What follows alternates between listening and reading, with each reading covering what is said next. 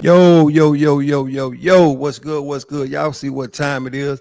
It's the one and only Mr. 110. I'm back in the building. And what do I do when I come back in the building? I keep it 110 hour across every day, all day. And the day is no different, right? Got an individual here in the building, man. He won't come here and tell his story, man. Guess what? Now, we all know one thing. Everybody has a unique story. Everybody has a unique story, especially if you've been to that concrete jungle. What do I mean by concrete jungle? If you've ever been a part of any system, that's the concrete jungle. It's easy to get into, but it's hard to get out of. And guess what? This individual is here today to tell his story and his story only. So without further ado, I'm gonna let him introduce himself, man. What's good? What's good? What's good? What's good? What's happening, Hollywood? What's Oh happening? man, do me a favor, man. Go ahead and tell them what led you to that concrete jungle. And what led me to the concrete jungle, basically, I can say I just picked the wrong friends, peer pressure, you know, listening to people on the out in the streets, not listening to the parents, didn't have a father. He was in them streets or whatever. Mother also, she wasn't around. So I ended up being grandma baby, So I ended up, adopting, friends in them streets, and I ended up, running into a friend that did a whole lot of stuff illegal that I didn't really know about. And then when we started hanging together, I basically knew, he carried guns, he had his own car and all that. But I'm a Scorpio, so I'm a loyal friend. If you befriend me, I'm gonna stay in your corner. So let me ask you this, man. So being as though you made that trip, right? Hmm. Go ahead and tell the viewers what year you got incarcerated in the Texas Department of Criminal Justice. Uh, I went to the Dallas County Jail in 1992, and I did a whole year fighting my case, and I ended up getting shipped to Ferguson. Well, not actually shipped to Ferguson. I actually went to diagnostic the following year in 1993. So I arrived to my first actual unit 1993, and that was the diagnostic unit. So fast forward, let's talk about the Ferguson unit, right? Mhm. When you arrived at the Ferguson unit, what was that like for you? Oh, Ferguson was known to be like a gladiator unit back then. So being being it was known it had an age limit, like 17, 26 in that area right there. It was a bunch. And there was a lot of people from the Metroplex. So I guess Texas be trying to compensate distance with some of Dallas inmates. So it's a lot of Dallas people on the same unit. But you stationed kind of closer to Houston. It's a lot of people out of Houston on that unit too. So let's talk about some of the things that you saw in your first couple of hours at the Ferguson unit, if you can remember. Yeah. Like when we was on the bus, most of the new guys, you know, we know each other because we ain't never been. So we kind of like ride together, and you get familiar with people. It was a few white dudes, a couple of black, blacks kind of like migrated together and kind of like talked about where we was going. So I kind of like had a little group of guys, like 4 or 5 of them. So we already kind of heard what they do on Ferguson. They gonna try to, fight us. Back then they called it hoe checking, and basically it was just to see if you could fight, if you would fight for your money, fight for your manhood, you know, and fight for just respect. So I tell, everybody that was in front of me, I was like, look, man, I know these dudes might try to jump, so I'm a Scorpio, so I told you I got loyalty in my blood. So even though I just met these guys, I'm like telling them I'm with y'all. So I'm looking for help, and I know y'all need it too. So we in here together. So I had us all kind of hyped up. A couple of white guys with it, So we was all real. We gonna fight together when we get off this bus. Of course, all that changed when we got off the bus. That's So basically, yeah. getting off the bus, what was it like for you getting off that bus, going down those hallways, and entering a place that you've only heard about? What was that like for you from a mental standpoint? Well, mentally, I have to say that I was so upset to be in prison for something that I didn't do. The mental thing didn't really have anything to do with what anybody could do to me in there. My mental was still the shock of going to prison for something I didn't do. I'm actually, having talks with God. I'm mad at God. Like, how could you let this happen? Every wrong thing that could have happened to me to railroad me to prison, it happened. And I was like, how, you know, when you born and you raised on the truth shall set you free, which my grandmother said it a lot, the 10 commandments, all of these type things was going through my mind when I was getting off the bus. And I was like, how can somebody go to prison for something they did not do? So, so the fear of prison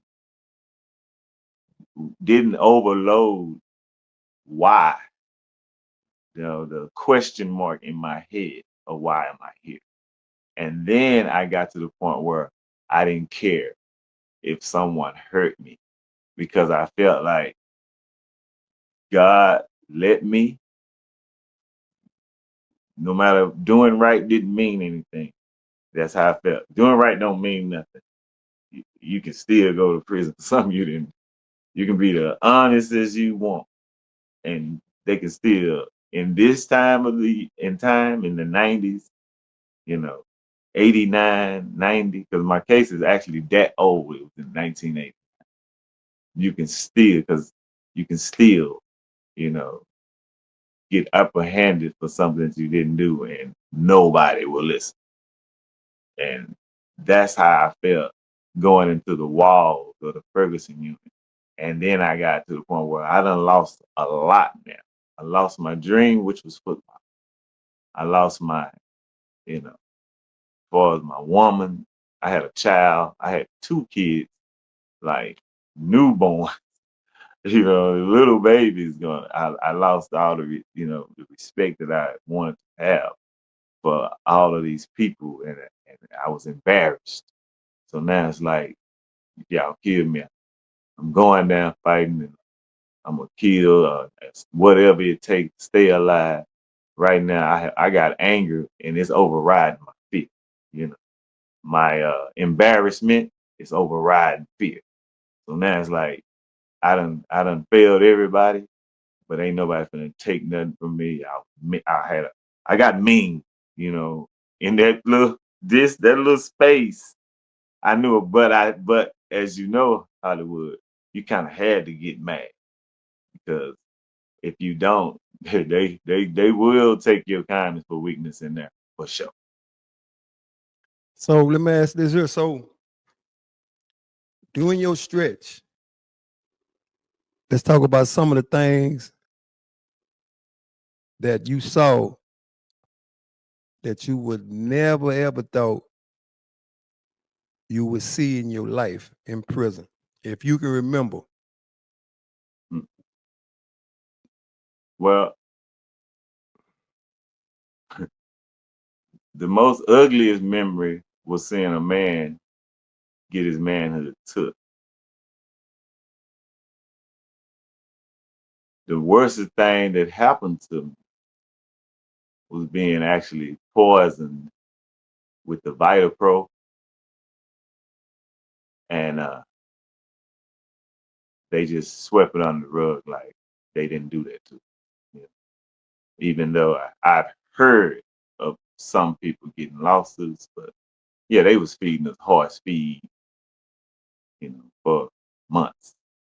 People getting bars and stuff on their skin, and then the water problems. We had a lot of water problems on Ferguson. It was times where we couldn't drink water for 8 hours. Like, uh, the officers, they was like, you know, they'll beat you up. They'll make you face the wall, smash your face into the wall. Everybody, and if you had a goal in your mouth, that was a thing. Get a trophy, knock people mouth, teeth out their mouth. But Hollywood, during all the tough stuff that was going on around me, it made me opposite. I became a different kind of person as far as after violence just was consistent, but actually no reason. I started, you know, putting on a cape.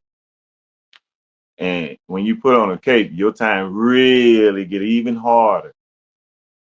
But I would have rather do the time the way that I did it, kind of putting on a cape, kind of like against violence at the end part of my sentence, kind of talking to the younger generation that kept coming in there, and talking to the generation of dudes that was coming back 2 and 3 times.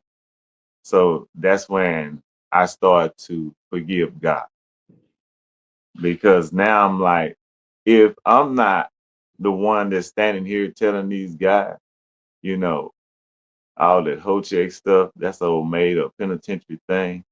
I actually put my life on the line to stop people from even getting checked from Dallas, you know, and anybody will tell you that on N Block in the early '90s, we kind of like stood on some. If you from Dallas, we gonna check our own. We don't need nobody out of no other place, and we kind of like going there and spar with them, pop side of the head a few times, then we pull them in as a family. And that's kind of like how I just started doing my sentence like that. I was more so in trying to help people that were coming in that didn't know nothing, and the things that the the devilish, type guys that was actually on some smash, smash, smash, and using that survival technique of taking people's spirit. You know, I seen people whole spirit just sapped out their body after they done you know got into a situation with a guy. He may either beat him down or raped him, or did something to him that just made him like want to give up. And to see that in a guy's eyes, that you knew him before, you saw the spirit in him before, and then when something happened to him, and you see this how the spirit leaves him, and he just looked empty. And those are the type of things that I had heart for, and had to change my ways, what I'm saying, before my days is up. And that's when I started writing poetry. I started, helping people that couldn't write. I started attending all the self-help classes, overcomers, cognitive intervention. I started doing those things, and basically, messing with music, because music kind of keep you away from a lot, and it soothes the soul. So That's let how me my ask you this. Let me ask you this. So from your perspective, right? And you've seen men come and go during your time in prison, right? What it is about a man that comes to prison and break in the midst of other men's when that man, for instance, say was what they call a shooter or a stepper in the world, but he enters the system amongst a lot of men and then he becomes something else. From your personal opinion, why do you think that happened? I feel as though that some people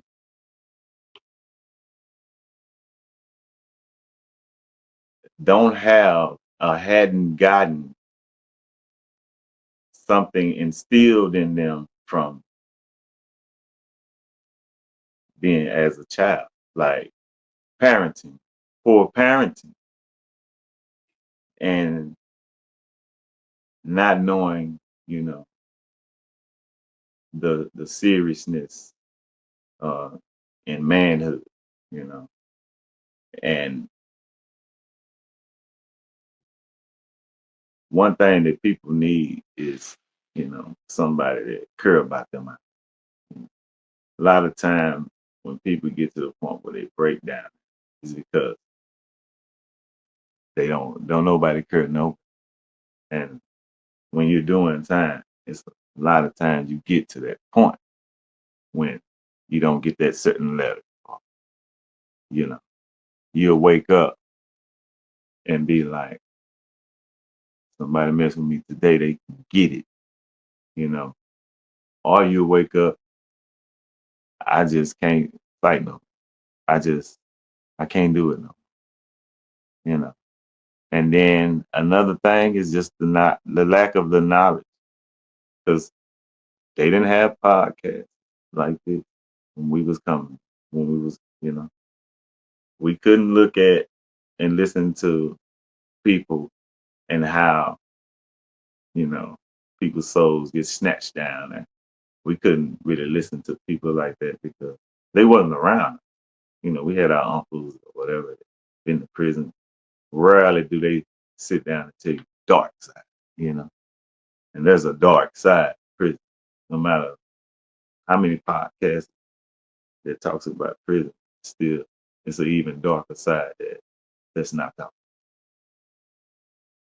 And somebody such as you that served a substantial amount of time, not only served a substantial amount of time, but was given a lot of times, right?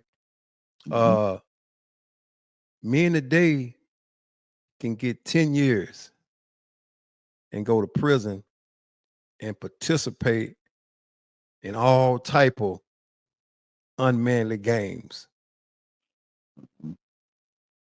From your perspective, what makes a man go to prison and decide to participate in those type of games?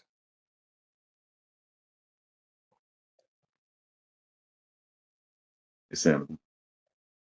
They it's in them to do it. They just wanted to be around others that would do it, and in a lot of situations here and in there, we have people that as long as they're not put in a certain situation, they would never do it. But you have those people that's put in a certain situation that will. So those people that you asked the question about, those are those people that are put in a certain situation where they have a curiosity.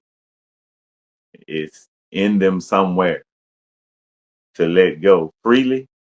It's in them somewhere to let go forcefully is something that's not in, and that's courage. You know, that's the thing that men put in men. Men put in children. See, when somebody breaks in prison, it's always the parent. I don't care how old he is, right? If he breaks where he just gave up, it's always the parent. And don't nobody want to take it, but it's true because a man will instill manly, uh, what's the word? Manly principles. And if morals, if he hasn't had that instilled, then it's a dice roll when he go to prison around all the manipulation. Then we talking about professional manipulative people that sits around and see you and me come in there every day. So uh they prey on those that the home training, that they didn't get, and they get to prison. They don't know how to operate.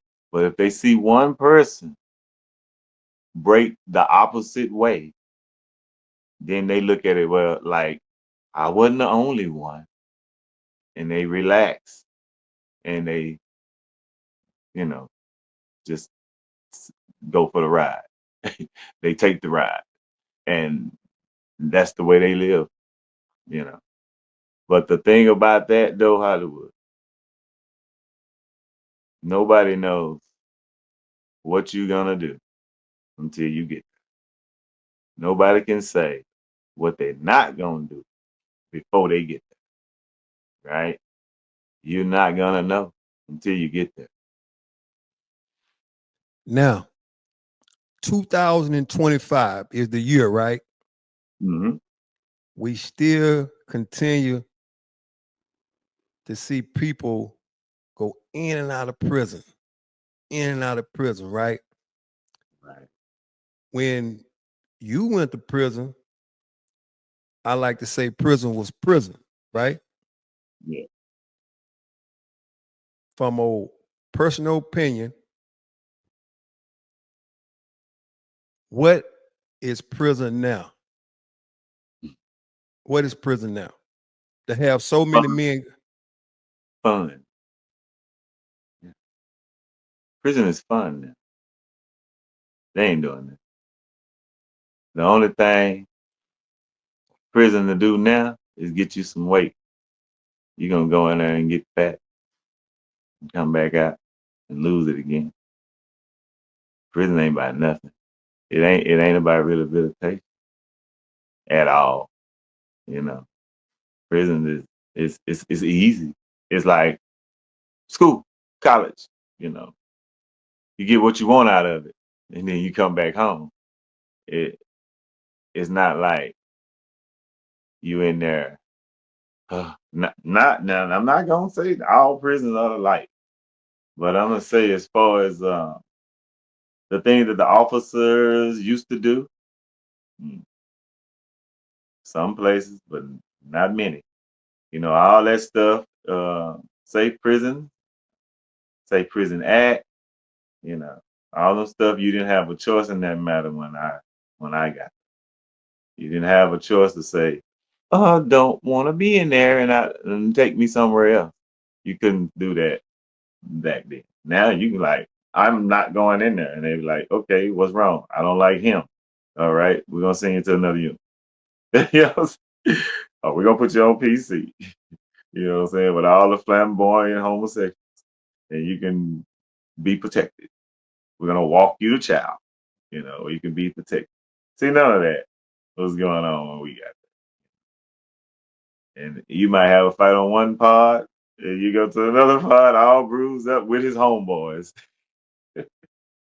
and get beat up again, So it's now, you all you have to do is go down there and say, I ain't finna get in that. And you don't have to, because all you gotta do is raise your hand. Hey, I can't handle it. And they're gonna keep moving you until you can. They cater to people that's scared now in there. They do. The tough people will want to have a hard time in there. So uh let's talk about the culture a little bit, right? And what I mean about the culture, I'm saying things you see every day uh amongst the young people, right? Well, They're they are the ones that I'm really speaking about that receives a substantial amount of time and go to prison, and then the next person can come up and do the same thing that person did, as if that in which what happened to the person that they saw, it can't happen to them.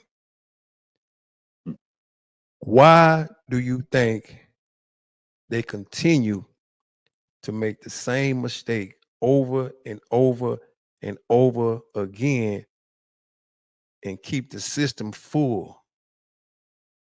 Why do you yeah, think? that's that's weird to me, because what's even more weird is how open people commit crime now, and how easily they just tell on them. Now, I don't know what they're thinking about prison or why, but just the fact of being on the street, running around doing what you want to do, to concealed in a box and not being able to do nothing. I can't see how you want to make that kind of leap backwards and take clout points in being locked away. How can you? And then that's what they're doing now. They're like, I'm gonna kill you in broad daylight and get caught, and that means he was about it. Woo! And that's a big thing. And they putting it in their music. You know, it's like guns, all that is the new uh get hype trend. Like, if you ain't talking about hurting nobody or killing a op, then your music ain't really hitting. And it's sad is with the females too. They're like talking about switches and nigga this and nigga that now. And I don't even use that word. You know, I don't even use it. I don't use.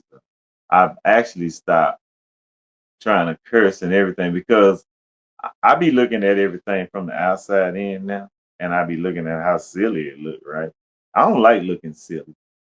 You know, other people, that don't understand. I haven't the parent. Remember, it's the parent that we ain't taught our kids how to, you know, stand proud. Then the coach. I mean, they're like, bullets flying everywhere now. They're It don't matter if it's in front of a preschool, nursery. It don't matter if it's in the grocery store. Now people are actually that mad. Now this is the part that's killing me, the coach.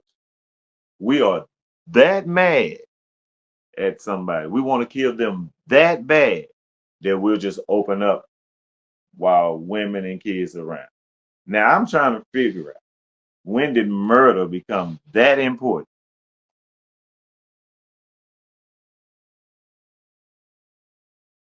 I mean, if you kill up everybody, you ain't gonna have nobody.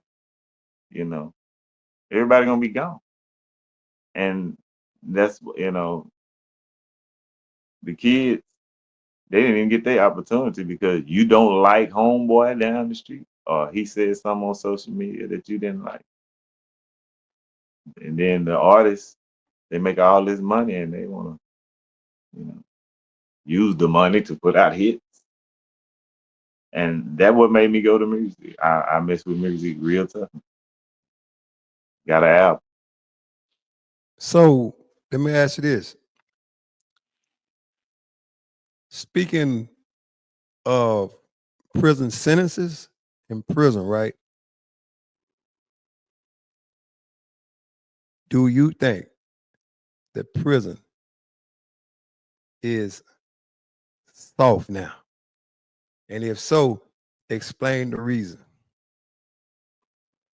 The sentencing ain't soft. Uh, down there is not. I mean, if you're saying stand on your own, yeah, it's soft. It's not many dudes down there standing on their own. Sorry to say. Most gang members got each other's back, and most people that really can't stand on their own, they're hiding behind the gang. So it's soft. It's soft. Because you can't, yeah. It's definitely soft. Because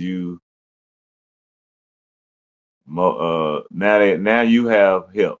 And it's probably about 80 to 90% you're claiming something coming through the door now. You're claiming something. So you got your group. And I wish I'd had something to jump into. I wish I had an old pillow to go lay on when I came through the door, but that didn't happen for me.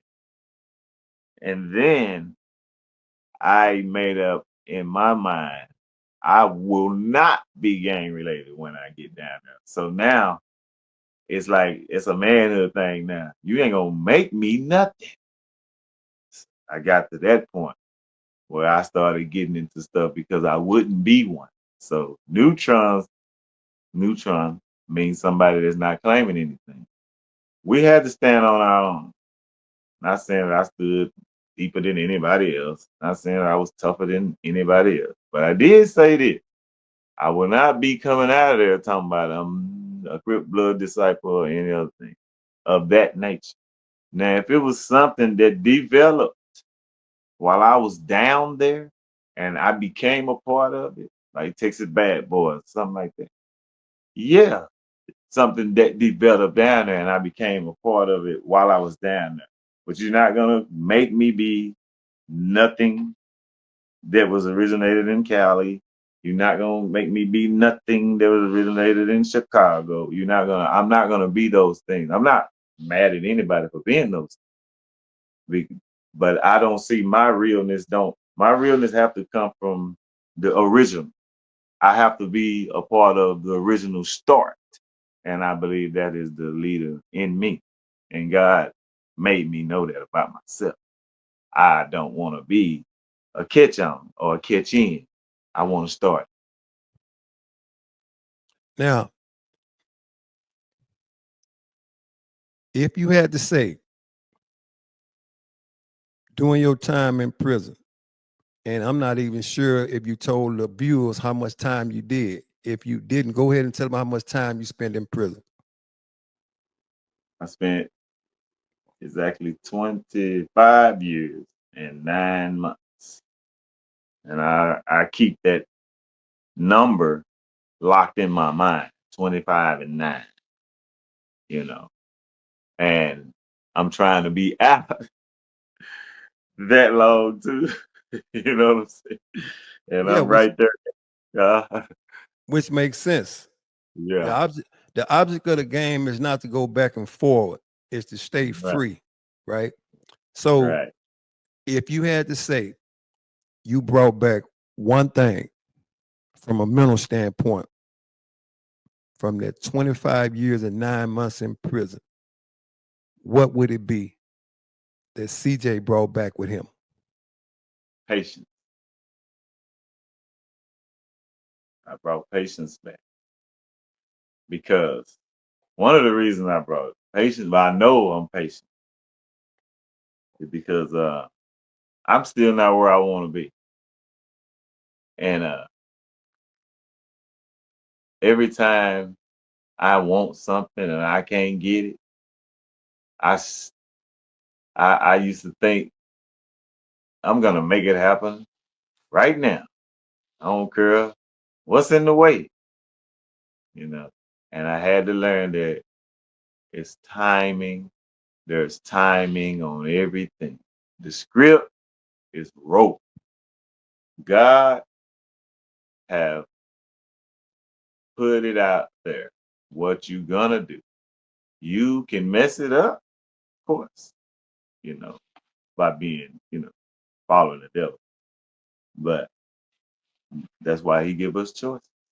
So I had to I learned I got patience because they're gonna make you be patient. You might want to go outside, Rick, today. You feeling good. You really need to get out today.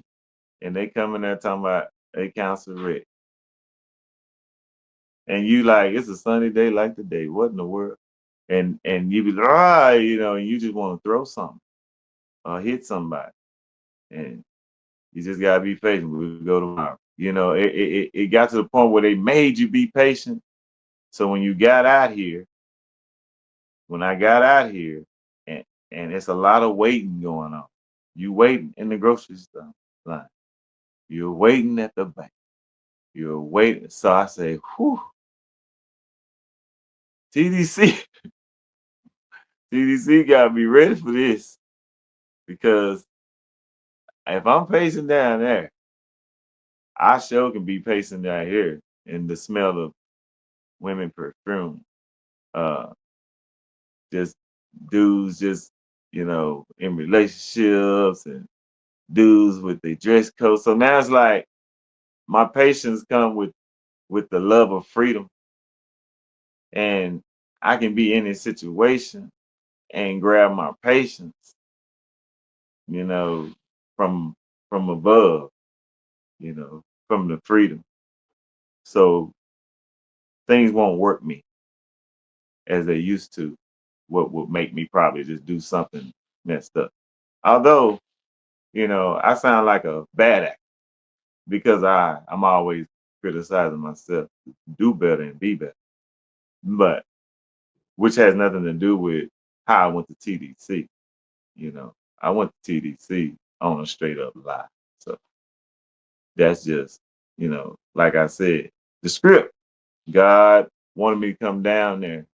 He wanted me to talk to those guys. He wanted me to say that dude life was gonna get hit with a lawnmower motor. He wanted me to say that dude life. He wanted me to be in that tournament. He wanted me to tell that dude, that you can do it. He wanted me to stop that dude from killing himself. All these things that I did down there.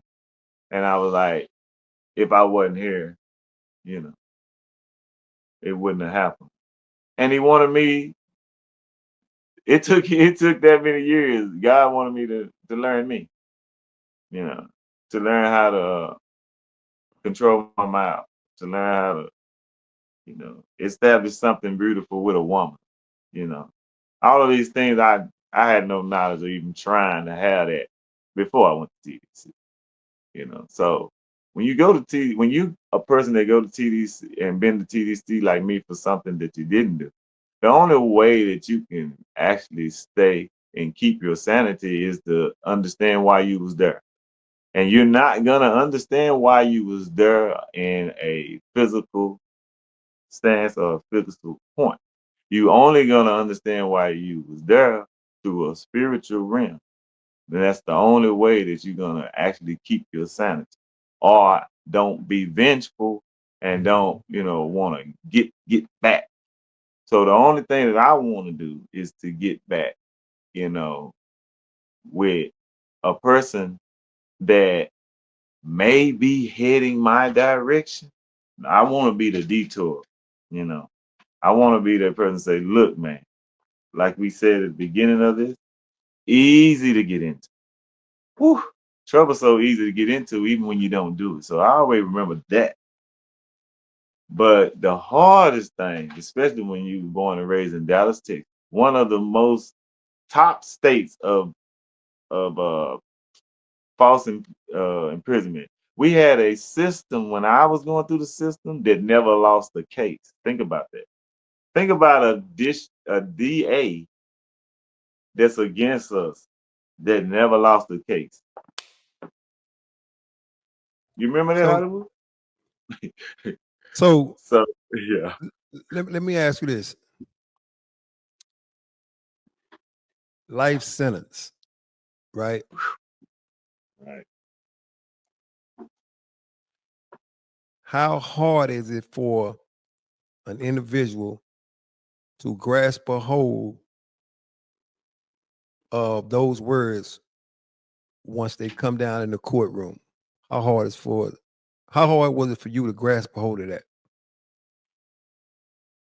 Hmm. From the when it rolled off his tongue, Hollywood, when he said you're sentenced to 2 life sentences in the Texas Department of Penal Records. Right when the 2 life sentence, everything else was just like static, like a radio that's just playing static. But it was like my heart, and it was like the cry beyond crying. It was like my heart left, like it wasn't even there no more. And it was like my beliefs, they just hit the ground like ain't nothing. I felt like I've been fooled all my life. I've been fooled all my life that the truth will set you free. I was stuck on that. The truth will set you free. So I said, I'm gonna go in there and tell the truth, and I'm gonna be getting paid in a minute for the few months I've been, that year I was in the camp. I just know it's gonna happen at the last minute. God gonna save me. Boy, when He didn't, you hear me? When He didn't, I wanted to be that person. For a hot minute, I wanted to be a killer. I wanted to be a robber. I wanted to be that person because I wasn't that person and I couldn't handle not being that person. I couldn't handle that for a minute. So And then in other words, what you telling me, the truth was a lie. For yeah, all these years, tell the truth and it shall set you free. You were raised to believe, tell the truth and it will set you free. And the minute you told the truth, it cost you 25 years and 9 months of your life. exactly. I'm glad I was able to explain that to you because exactly, that's exactly how I felt. The truth, man, is a lie. And it was like I wanted to be the lie now. I wanted to be the lie. I wanted to be the mean mother that they made me out to be. I wanted to be that person. Oh, y'all want me to be that person? I was like, yeah, okay, I'm gonna be that person. I'm gonna be that person because you have your spells when they put them LIFEs on you. When they put life on you, have those spells like, oh, this world think I'm. You start feeling, oh, this world think I'm playing. Oh yeah, all right, I'm finna show them. So I actually got to the point where I wanted to show them. I wanted to show anybody. I wanted to show my family. I wanted to show everybody. Yeah, I'll be that person y'all want me to be. Let's do it. You know, still ain't kill nobody. I was just talking. But I'm just saying, I was, I got, that's the hype that took me through the first 11 years. You know what I mean? I had to hype. I had to fall victim and also be the predator. I had to, you know what I'm saying? I had to take, you know what I'm saying? But also give. I had to, agree and also disagree. I had to be my own person and stood on everything that I did, no matter what, and didn't care what nobody said. I had to build up to be that person, so I had to do it, in the midst of my isolation. And when I come out the cell, I be I be carrying something that I can't even hardly get off me right now. You know what I'm saying? I be carrying something I can't even hardly get off me right now. But I know for a fact For me to look at myself and know what I've been carrying, that means I know that I am sane, you know, because you know now. And then for me to understand that natural human behavior is not against you. That's just she's being natural. To understand that people that's scared and say something about you, it's not really their fault. They just scared and they rather you than themselves. You know, I had to grow that much. So let me ask you this. So now that you're free, right? After 25 years and 9 months, do you still feel that your truth is a lie?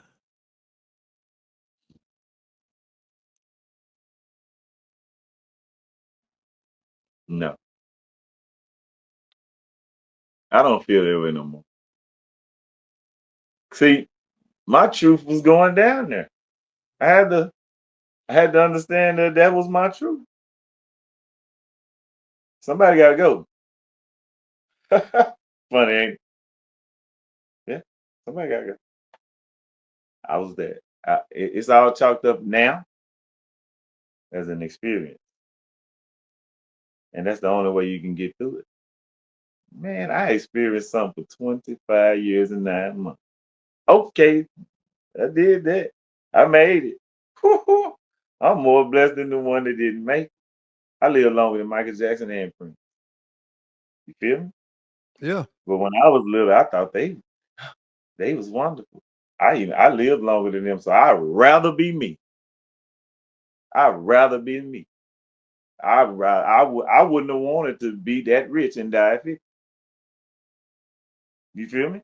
yeah, I I'd rather be me.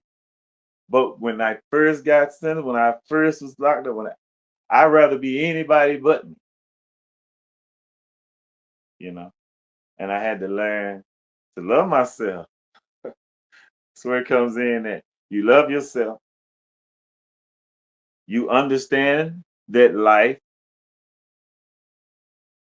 people go through certain, like, watch this. The insomnia, whatever it is, that big hurricane or that be overseas, that was tossing them, flipping them ships all on the water like toys, right? You know how many people died in there? Millions. COVID, New York, when it first hit. You know how many people died? Millions. So I want you to look at this. And it's for the viewers. Y'all need to look at this. When you hear about somebody doing time, just say somebody had to do it. When you hear about all them people dying, somebody had to die. When so everybody had their space in life that they go through, and they're that somebody. You know what I mean? I was that somebody that had to go to prison for something I didn't do and tell it later. You know, they got those people too. Hey, I'm one of them. You know, I went to prison for something I didn't do. And not only did I didn't do it, I wasn't even there. They placed me there. So when I got down there, I had to accept it, go with it, or don't accept it, and probably not make it up and down there. So I wanted to make it up and down there. I wanted to get to this point right here, 54 years old, right? And since I've been out, a whole nother struggle. You know, and that's readapting. I've been out 7 years. I haven't had a pair of handcuffs on me since. I have 8 years next year on the 2nd. I have 8 years free. I've been homeless since I've been out. Uh, Married once since I've been out. I've had everything and I've lost everything since I've been out. I'm talking about down to the socks. I lost everything since I've been out. I slept in my car since I've been out. But Hollywood, I have not once thought about committing a crime. And that goes all the way back to what we were talking about. I don't know how these guys, girls, whatever, want to go back there. If I will accept living in my car before I reach over and grab $1 out of a cash register, before I take something for no. Uh-uh. But that's a good thing that I also learned and that I was able to implement since I've been free. Not taking a chance for something that'll last you a few days and something that'll last you for the rest of your life. You reach in there and grab some money, or you rob some, or you do anything of that nature. Whatever you get, how long are you gonna have? How long are you gonna have it? A day or two, just to get something to eat or something. But if you get caught,